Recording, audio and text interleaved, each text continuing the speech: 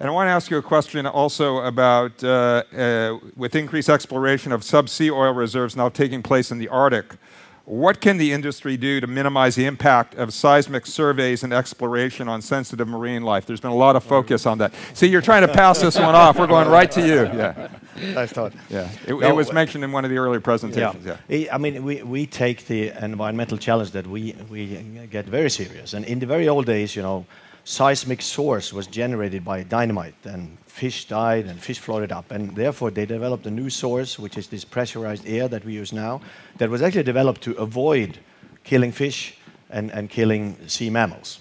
And it doesn't, and that's sort of a conception that sometimes sits there, that we're still doing that. But there is a scare effect, and there's been 20 years of research on this. So what we do in some parts of the world, if there are particularly sensitive areas, like areas in the Arctic, we avoid acquiring seismic in certain parts of the year, certain seasons that may be more sensitive than others. Also, on all our surveys in any country, we have third-party observers on board. In Norway, typically, to look at the interface with fisheries. In Brazil, typically when it comes to interaction with sea mammals. And you will have different kind of sensitivities in different countries. And if, for instance, in Brazil, you observe a dolphin next to your vessel, you stop acquiring seismic until a certain number of hours after those dolphins have disappeared from sight. So there are procedures in place to act in a very environmentally responsible way already as we operate. And we will apply the same, of course, in the Arctic areas. Pete?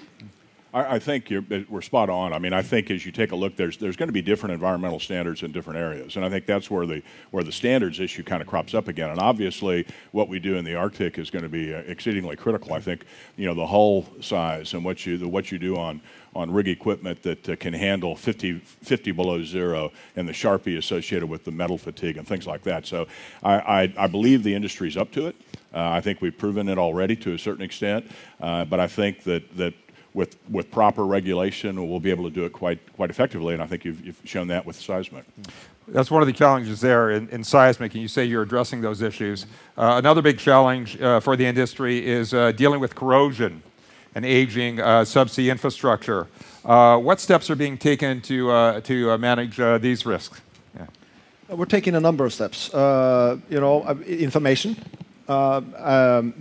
way you manage risk, your maintenance, your competence, and your workover systems, and the rigs. The totality and the approach that we're having on this is very systematic. And I think we in Statoil are developing a toolbox to be able to pursue that, because that is going to be one of the main challenges on the Norwegian continental shelf, how to maintain the integrity of our subsea systems. Yeah. Yeah, no, I know there's a lot of good work going on in Statoil on that. I think we know many of the degradation mechanisms, but it's a matter to really monitor and to always be up to date on the status of our systems is very important.